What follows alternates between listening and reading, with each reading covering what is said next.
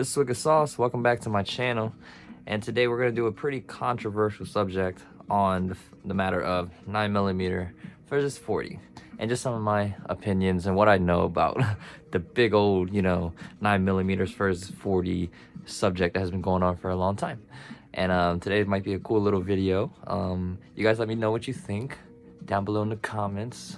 What would you rather? You know what I mean? But okay, let's get right into showing you guys some things about 9mm compared to a 40. Okay, so we're gonna start off by the rounds, and as you can see, I'm using this is Liberty Ammunition Civil Defense, and they're both meant to be, as you can see, hollow point self-defense rounds. Let's take a quick look at them. So this is the 9 this side. That's the 40 on that side. As you can see, it's barely any difference. The 40 is basically just a shorter 10mm. That's what this is. And it's pretty interesting. They look very similar. And the firearms that are featured in the video today will be the Glock 43X and a 9mm. And these are just firearms that I own that I want to talk about that's in the calibers. You know what I mean? The 9. So this is going to be holding down for the 9 platform. And this is the Ruger SR40C. I'll be holding it down for the 40 Smith & Wesson category. So, as you can see, they're both in their own little kydex. Just to show you that they both can be carried, okay? But, yeah, so the Glock 43X is capable of carrying 10 rounds, single stack manner. And this is the Ruger SR40C, holds 9 rounds max capacity. In the package, the Glock 43X, you do get an extra 10 round magazine. And in the package for this, you do get an extra 15 round capacity magazine. As you can see, there's some pluses and minuses from both. But I say this one right here is just a little bit lighter compared to this one, the SR40C. Actually, let's get a side-by-side of that. Boom. So as you guys can see, it looks pretty darn close. So let's get a top view. So this is kind of like, you can say, SR40C versus Glock 43X. And this one, a little smaller on the grip. Unless you grab the magazine and pop it in, it'll have that nice little extension for you. But as you can see on the 43X, there's a spot for my pinky to lay. And putting in a 10 round just kind of sits in there. So I like that a lot about the 43X. I know there's a lot of subcompact firearms out there that, had this problem. Oh, nothing a extension cannot fix. As you can see, there's a bunch out there. There's actually extensions that add in extra rounds for your firearms, so you can look into that. But as you can see, this is the 9 round capacity with the extension. Not bad at all. Oh, let's drop these rounds here. And this is 10 rounds in the 43X. As you can see, doesn't really matter. I mean, I guess the shortness, and some people use the flat base plate on this. It looks great. But as you can see, this is one full length. Pretty cool. So it depends on preference in the end. But let me tell a little bit of history between the 40 and the 9s. So in 1986, there's the famous Miami shootout that FBI was involved in. And in this shooting, you can say, this round was used. And at the time, 38 specials were what the FBI's were using. But they were using 9mm rounds. And they said that when they were using 9mm rounds, one of the shots from a 9mm was an inch away of dropping the active shooter. So in that case, they said a lot of rounds have been fired, a lot of casualties, injured officers, things like that. So they basically had to come up with another round that they thought was going to be a little better than a 10 millimeter, and this is what came out, a 40 Smith & Wesson. So for 30 years, this is the standard round, you can say a standard load for the FBI. But since of 2015, they have went back to the 9 millimeter. So interesting, right? Why? Well, you gotta put a few things into perspective, guys. So as you can see here, the difference between the two firearms here is one is in the 40 Smith & Wesson, one is in the 9, right? And as you can see, for example, just for self-defense loads, you're getting $28.99 for 9 millimeter plus P, 50 grain, 2000 FPS, right?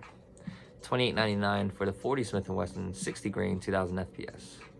So you can see, same price for 20 cartridges for 9 millimeter or for 40. So, you know, that's in self-defense rounds, they're basically the same price for the type of ammunition I prefer because of how light these are. The round is very light. This 40 is actually much heavier than this 9 in my hand, but compared to other, you know, 40 self-defense or FMJs, this is super light.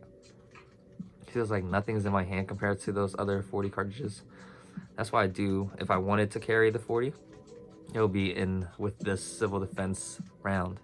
It just basically reduces your weight reduction from your firearm with the ammunition that's inside the magazine. So that's pretty cool, you know. The civil defense, you have to check it out if you're planning to carry. But yeah, so price wise, for their self-defense, civil defense, they're the same price for 9mm 40, so it really doesn't matter what you choose. And if you think about it, if you break it down, what should you choose and why? When you think about it, guys, stopping power, there's nothing as stopping power, you can say, through bullets. And as I get into this, I want to say I'm not an expert, but there are studies out there that are saying it takes about 2 and a decimal something in a 9mm and 2 and a decimal something in a 40mm to 2 decimal something in rounds to incapacitate enemy force and things like that. So you break it down, you just round that up, it's like about 3 total shots for 9 or 40 to stop an active threat, you know what I mean? So when there are studies like that out to the T, you'll say, then you just know that it's very, very, very close to the same basically stopping powder. So I mean, if you're shooting a 9mm compared to a 40, the only thing you'll probably notice more so is the pop, the recoil, you can say, in a 40. I feel like that's the biggest difference, you know. In price, let's say if you're spending in bulk quantities, you're gonna get average around 14 cents a round for the 9mm, whereas the 40s are anywhere between 19 to 20 cents because of the load, you know. So you had to put that into mind. There's always something that I put into mind when I'm picking a firearm to, like, you know, start with. So if you're a person that's just kind of torn between a 9mm and a 40, I would say think about cost, think about recoil, because if you guys think about cost, you know that you're going to be buying to shoot at the range a lot with the firearm that you're going to be owning. And I always recommend, if you own that firearm, you're going to definitely have to put money into ammunition to train and practice. That is the key, you know what I mean? So when you're buying ammunition and always, you know, loading up to shoot and stuff, you have to make sure that your pockets can afford it, you know what I mean? So if you definitely are, you know, a person that just doesn't, you're a person that just, you know, overall don't care about the cost, then I definitely say just go with the 40, you know what I mean? But I always would say I'm a personal 9mm fan. Overall, everything about it, from the way it recoils in my hand to the way that I can afford it personally. I feel like, and it has a lot of different plus P ammunitions out there that you can definitely fire and have fun with, you know. So I don't know, you guys let me know down in the comments below, because I'm still having a hard time. It's very difficult to choose between a 40 or a 9. They're very close, you know, but after 15 years, the FBI has chosen the 9mm to be the more dominant round, just because they, I believe it's just more affordable. There's a lot of, like I said, types of ammunition and grains out there for the 9. For a lot of the people in enforcement to have a better time, you know, training with, rather than the 40s, you know, giving some people a hard time controlling. If you think about it, if you're not hitting your shots, then there is no stopping power in the end. So if you can overall control a very comfortable shooting and you learn how to shoot in a good position, that's what matters, you know, guys. So training and practice rather than the size of the round, you know what I mean? So I guess that would conclude the video, but I really do appreciate you guys stopping by every week and show me that love, you know what I mean, guys?